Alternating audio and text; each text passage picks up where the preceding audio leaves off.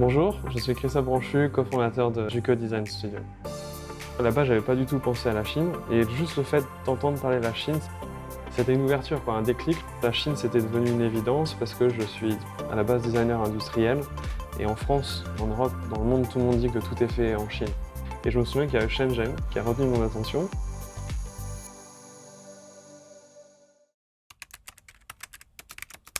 J'ai copié le nom Shenzhen sur Google, j'ai commencé à faire des recherches. Et je me suis rendu compte que c'était très intéressant parce qu'il y avait en fait historiquement un gros tissu industriel qui était implanté à Shenzhen.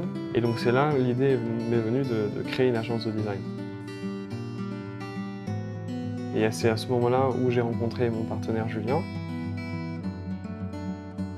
En fait, on s'est rencontrés à Shenzhen il y a à peu près 4 ans, je pense, à travers Behance, qui est en gros un site De dating en ligne. pour designers.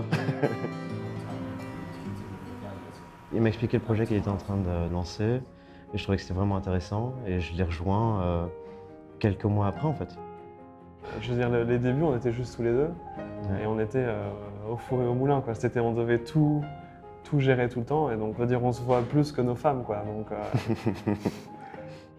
Ça s'est passé vraiment de façon progressive. Ça s'est fait vraiment naturellement. C'était juste beaucoup de travail et d'acharnement. Je me suis rendu compte qu'en fait, la plupart des gens qui venaient à nous, c'était pas des étrangers qui étaient intéressés de venir en Chine, c'était des Chinois qui étaient intéressés d'aller sur le marché international.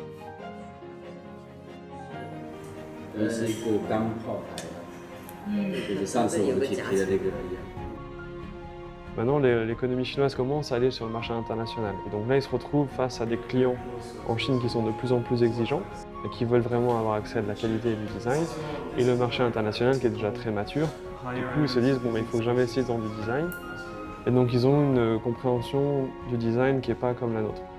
C'est un début de processus qui se met en place. Investir dans l'innovation et le design, ça prend du temps et ça prend de l'énergie. Il nous arrive aussi quelquefois qu'on se rend compte qu'il y a vraiment un fossé trop grand et que de son côté, il n'est pas prêt en fait, à investir dans du design.